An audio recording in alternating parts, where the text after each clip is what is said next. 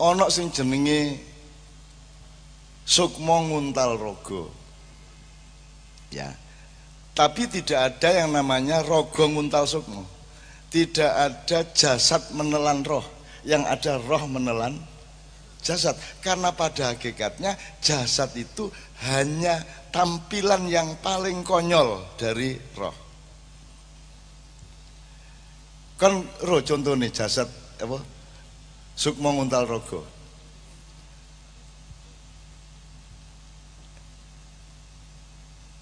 Roh contohnya Nyai Roro Kidul wis menawa wis.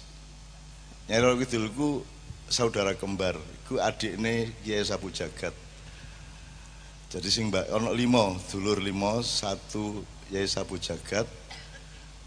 Terus Nang Wangulan Nawangsih arek loro iku Kanjeng Ratu Kidul, sijine Nyi Roro Kidul, terus ono 3 meneh. Itu hidup, itu mereka dulu yang mengasuh Yesus. Angel menahi, angel, gendeng arek-arek susah ya tak tidak. Artinya, yang namanya Sukma Nguntal Raga itu adalah Anda meroh, Anda menjadi roh dengan raga Anda, ngerti ora? Wis ngene wis. Berat jenis itu apa? Berat jenis itu kan apa Mas? Satuan. Jadi nek berat jenis itu misalnya watu, piye Mas jelasone? Minyak karo banyu. Ya. Abot apa? Abot minyak selalu di atas permukaan air. Oke. Dalam silat Anda tahu ilmu meringankan tubuh. Nek wong wis meringankan tubuh sempurna, masih punya BD enggak? Masih punya berat jenis enggak? Dia akan terserap oleh gravitasi apa tidak? Minimal, yo nek teori fisik aku yo rong tahu sih tadi apa jenenge? Meringankan tubuh tambah lemu ngene. Apa kalau teorinya kalau badannya terasa ringan berarti efek gravitasi terhadap dirinya semakin kecil. Semakin kecil. Iya, berarti berat jenisnya. Jadi kayak kapas. Ya. Dalam ilmu silat kalau Anda puncak ujian main pedang adalah Anda bisa memotong kapas, bukan memotong kayu. Kalau kapas melayang, kamu potong, kapasnya tidak berubah gerakannya, tapi dia terbelah.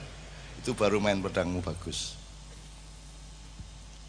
Meringankan tubuh adalah Anda membebaskan diri dari gravitasi. Kamu gitu ya, membebaskan diri dari bobot. Bobot itu sifat benda. Kalau roh, dia tidak punya sifat itu. Nah, Sukma Nguntal Raga itu artinya Anda, jasad Anda itu diserap menjadi ringan, menjadi seolah-olah tiada tadi itu. Menjadi tidak ada karena sudah bergabung dengan roh, itu yang namanya tauhid. Ya apa gini jelas nona angel banget iki. Rodo. Aku khawatir arek itu sinau temenan iku. Maksud saya gini loh teman-teman sekalian. Kita ini keliru ngelihat hidup ini, kita ini keliru. Sejak abad 14 ada masa pencerahan, terus kita disuruh ngelihat hidup kayak sekarang ini.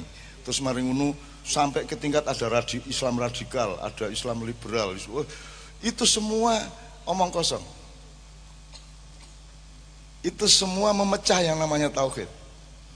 Teman sekalian. Jadi Ibnu Arabi atau siapapun sufi-sufi, Syekh Siti Jenar atau siapapun, itu bukan soal ilmu. Ilmu itu kan jarak. Itu soal bahwa Anda bergabung dengan Allah di roh Anda. Anda tidak bisa bergabung hanya mengandalkan jasad Anda. Anda harus meruh. Anda harus, kalau lagu adanya megat roh. Megat roh itu artinya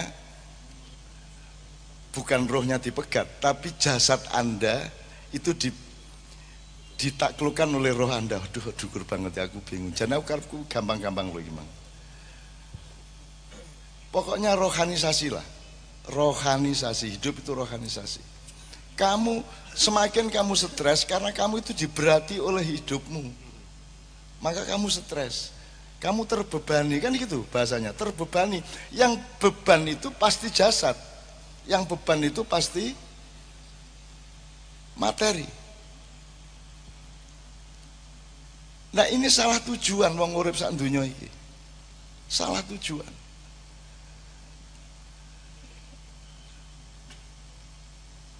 Ya apa ya? Kate tak terusno tapi tambah ngowoh ngene arek-arek.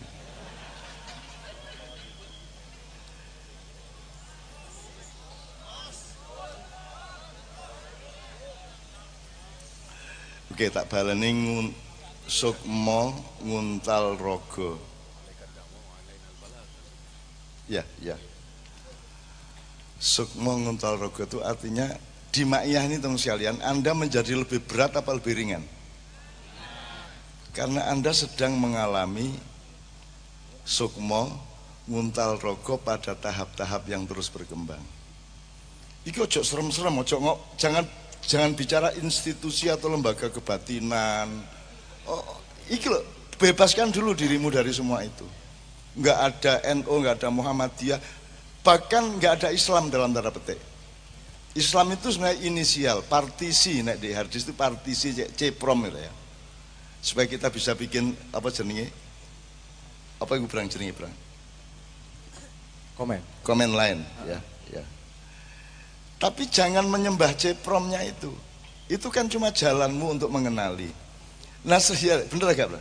Bener, ini zaman DOS iki ana sing ngalami iki. Iki zaman Windows kabeh pisan. Oh iya iya oke. Wis Windows kabeh ya. Ya tapi kan tetap ada anu Bang, ada partisi E, D, C kan gitu. Nah, dalam waktu DOS dulu disebut C-prom.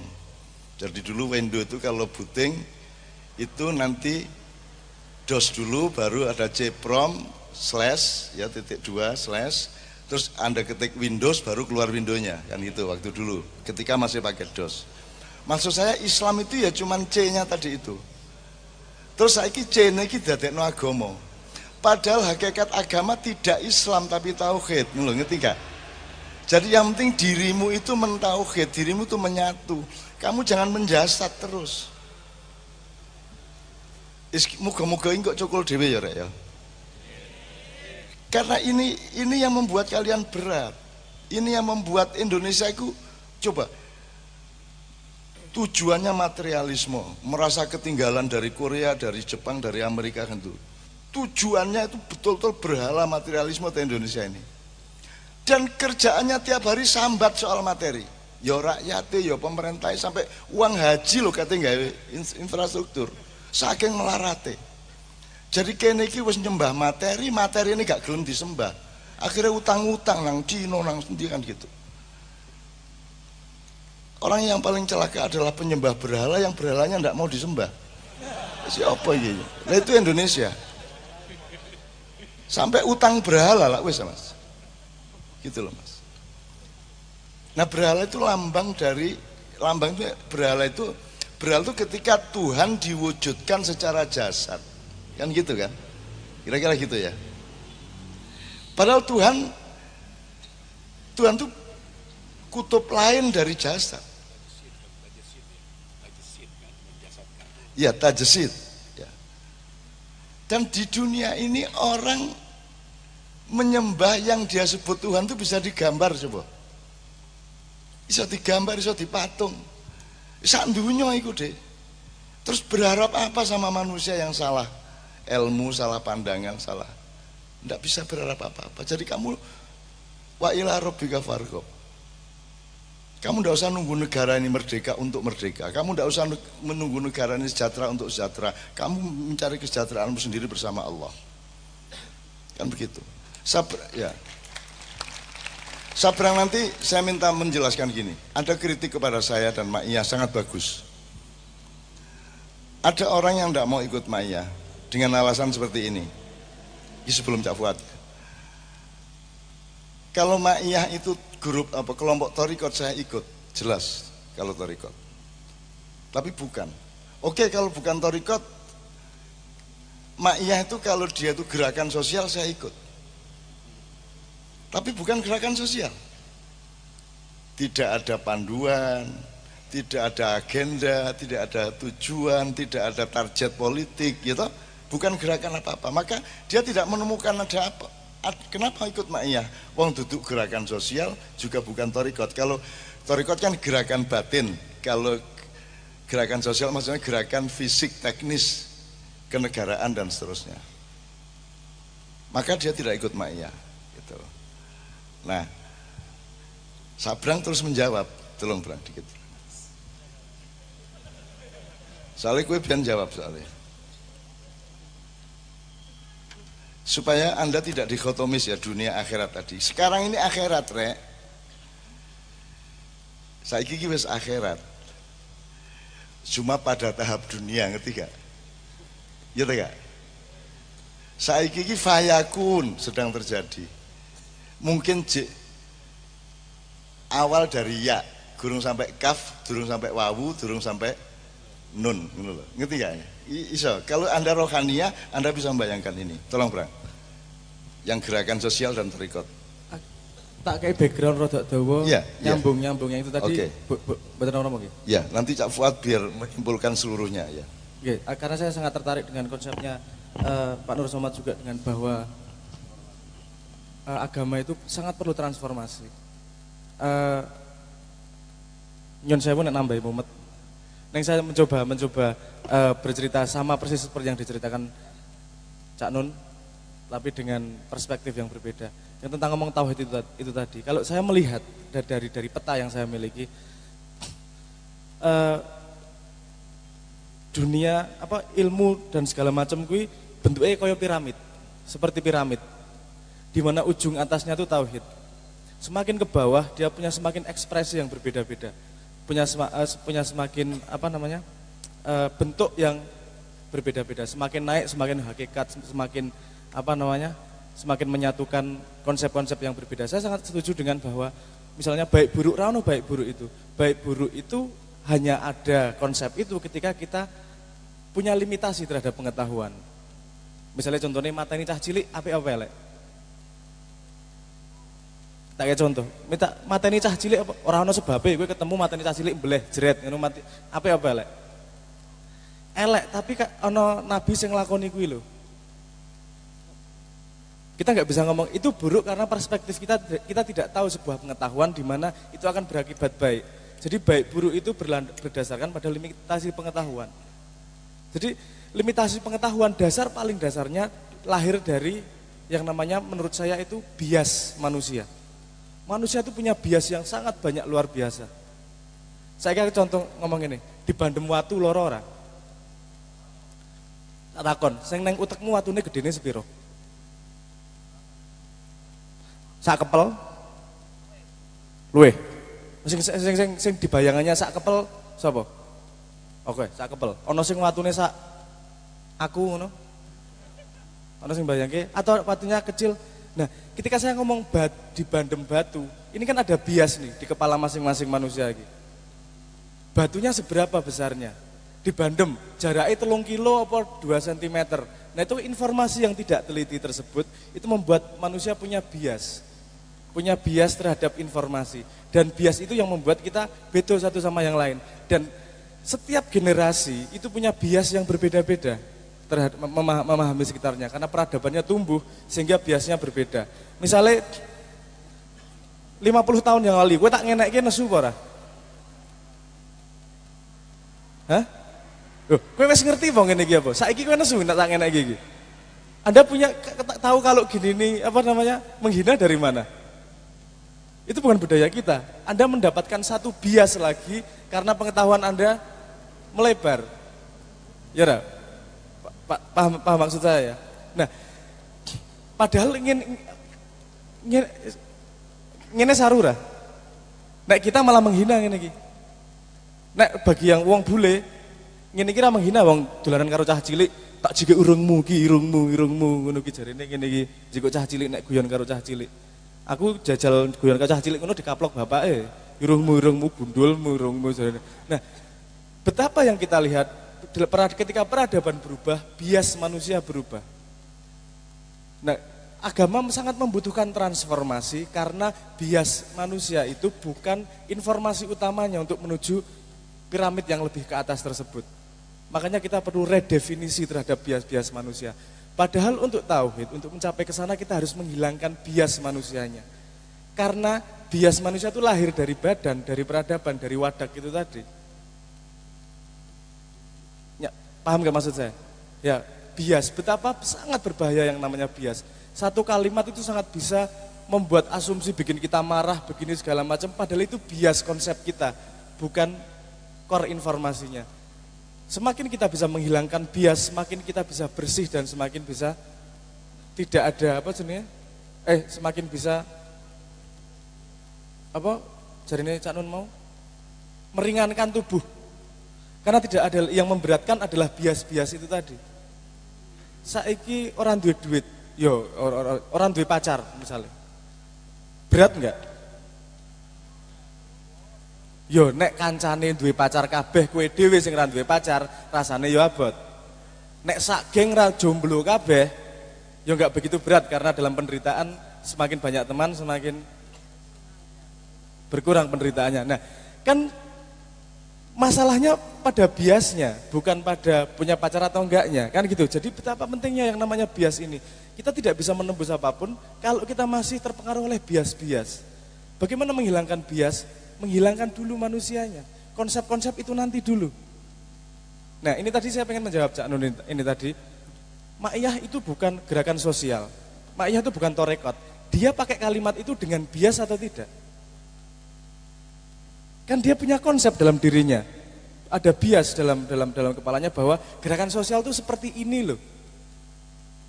Torekot itu seperti ini loh. Dan dia kalau dalam rumusnya Pak Nur Soma, dia tidak melakukan transformasi manusia. Padahal ada redefinisi dari gerakan sosial. Kalau manusia yang wong gendeng itu yang melakukan hal yang sama mengharapkan hasil yang berbeda. Melakukan hal yang sama, hasilnya ya sama. Kalau mau berbeda, transformasi, membuat inovasi-inovasi, membuat cara baru. Nah, ketika saya ditanyain itu, Ma'iyah bukan torekot, Ma'iyah bukan gerakan sosial, saya bilang saya setuju. Karena saya memaklumi limitasi kepalamu.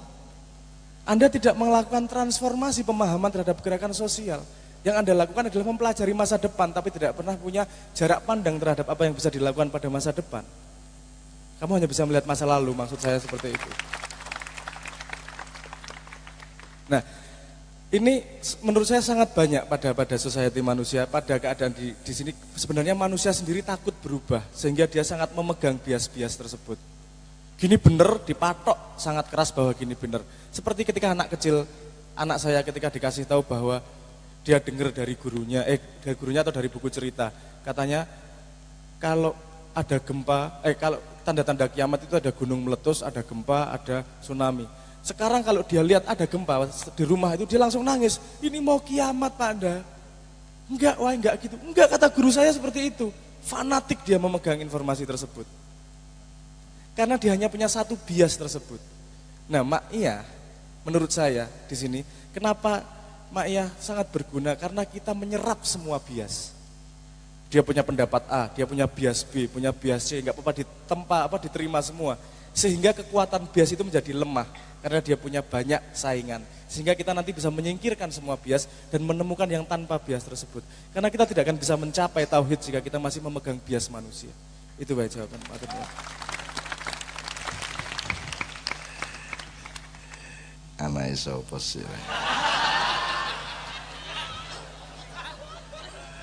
Gini, coba kita bikin padanan. Bias itu maksudnya misalnya kalau dalam Islam takhayul.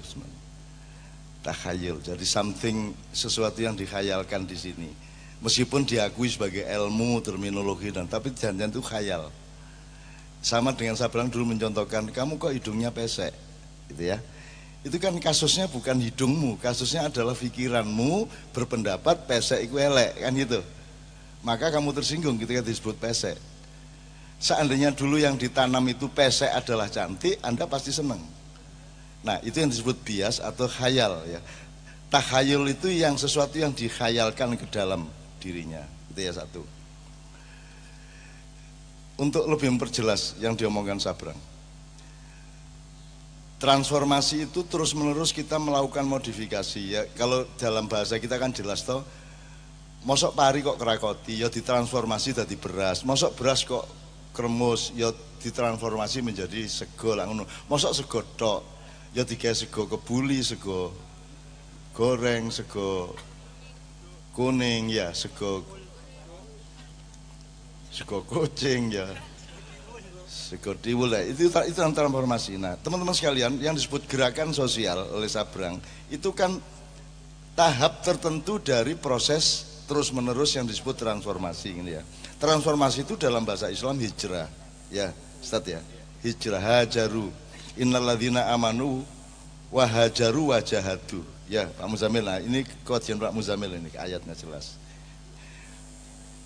Tahu nggak transformasi? Dari Indonesia yang dulu belum bernama Indonesia, Pak Agus Nyoto sudah menjelaskan dari siapa yang pertama menyebut nama Indonesia itu ada sarjana Jerman sama Swedia dan seterusnya, lupa saya. Tapi pokoknya kita mengalami transformasi.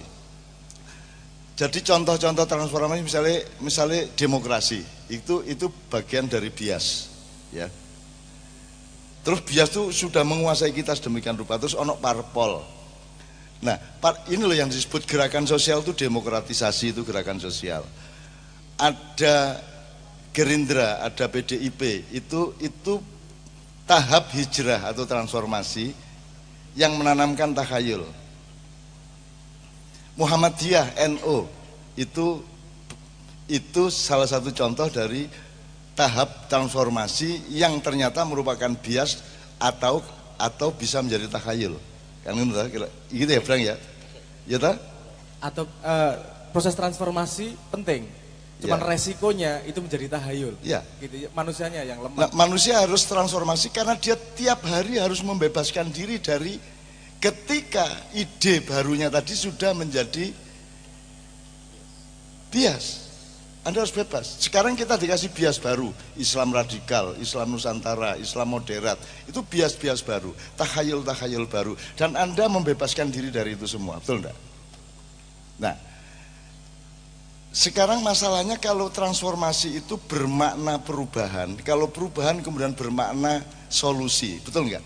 Transformasi itu berubah dan perubahan itu produknya adalah solusi. Sekarang saya tanya, apakah parpol-parpol di Indonesia memberi solusi terhadap masalah-masalah Indonesia? Ataukah menambah masalah? Sekarang gerakan sosial yang sifatnya non-politis formal, misalnya Ormas, Muhammadiyah, MTA, Persis, LDII, NU dan sebagainya, nyun sewu, menjawab masalah Indonesia enggak?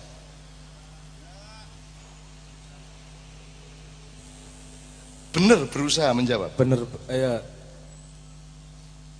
Berpikir enggak untuk menjawab masalah? Dalam yang kita ketahui selama ini, berpikir enggak untuk menjawab masalah? Pada limitasinya. Ataukah dia mengemis kepada masalah ini? Dia malah nempel untuk menjadi bagian dari masalah. Kan ini biasnya, kita harus merdeka dari itu secara objektif. Teman sekalian. Nah, Ma'iyah kenapa bukan gerakan sosial dari frame bias tadi itu? Karena Ma'iyah ingin menemukan formula transformasi yang bisa menjawab masalah Indonesia. Kan begitu.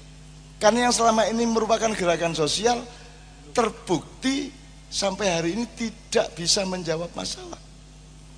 Kalau Indonesia tidak bisa dijawab oleh Ma'iyah, minimum awakmu wis mulai rodok luwih pinter jawab masalahmu dhewe ya tak? Dan nanti Tuhan nagihnya ya cuman itu kok. Transformasi pribadi kok. La yukallifullahu nafsan illa wus'aha. Sebelum Cak Fuad, terakhir dari soal, jadi wis ngerti ya bahasanya ya, transformasi hijrah. Dan itu terus menerus, kata Krishnamurti, seorang filosof India, setiap detik kita mati dan setiap detik berikutnya kita lahir kembali. Ya, terus menerus kita lahir, terus tiap hari. Maka harus siap bahwa kebenaranmu jangan jadi bias. Karena benermu hari ini bisa tidak benar besok pagi. Karena kamu melebar, kamu mendalam, betul enggak? Jadi ojo mempertahankan kebenaran. Kebenaran cuma satu, itu kebenaran. Pak Muzamil tolong juga, di Al-Quran selalu disebut al-haqqu mir rabbika. Selalu al-haqqu itu mir rabbika. Jadi kebenaran itu tidak ada pada manusia tapi limpahan dari Allah. Ya. Dan itu adalah alat, bukan monumen dan bukan ikon atau bukan identitas. Kebenaran itu bukan identitas. Kebenaran itu alat untuk supaya kamu transformatif, supaya kamu bijaksana, supaya kamu kompatibel terhadap masa depan, supaya kamu persuasif terhadap keadaan-keadaan.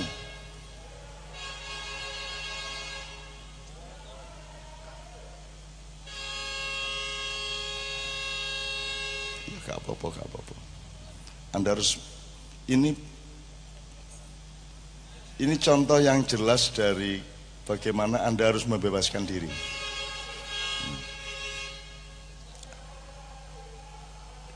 Oke. Ya. Oke. Wis ya, bebas ya, merdeka ya.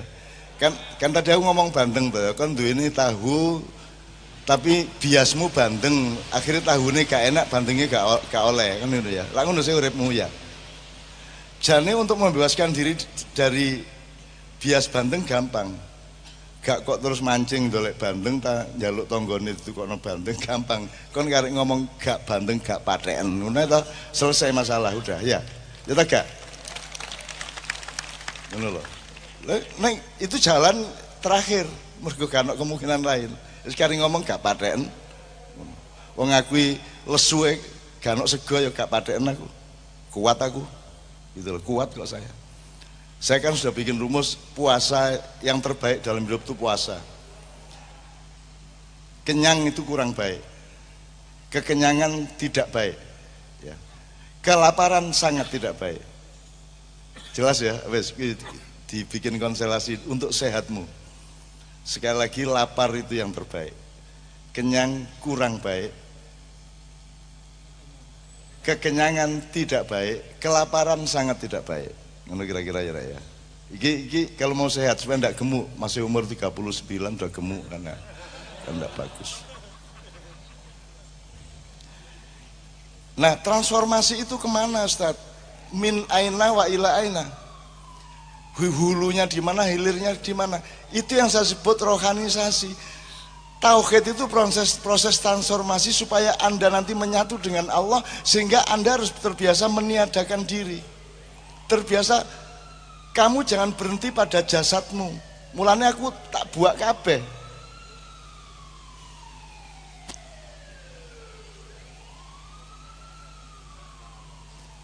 Oke. Gini Mas, saya disebut kiai kan aku selalu ojo tarik kan gitu. Kenapa? Saya takut jadi bias. Aku tak bebas saya, aku tadi koncomu, tadi bapakmu, tadi mbahmu, lebih simple. Itu bias yang masih selamat lah. Ya, saya sama Mbak Via ke Hong Kong, ke Korea itu ya statusnya aku bapak nih, Mbak Via ibu nih, bukan hubungan profesional dan seterusnya. Jadi pemadam kebakaran itu salah satu contoh bahwa manusia itu pada hakikatnya adalah kanak-kanak. Wis tuweke kaya apa seneng toet-toet kan gitu ya.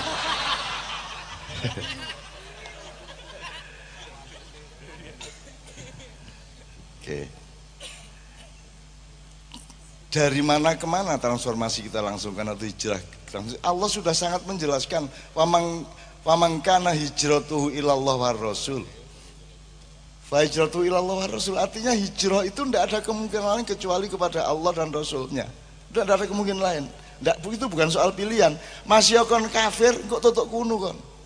Cuman posisimu terbalik gitu toh. Tapi kon tutuk kuno. Dan tidak ada jalan lain.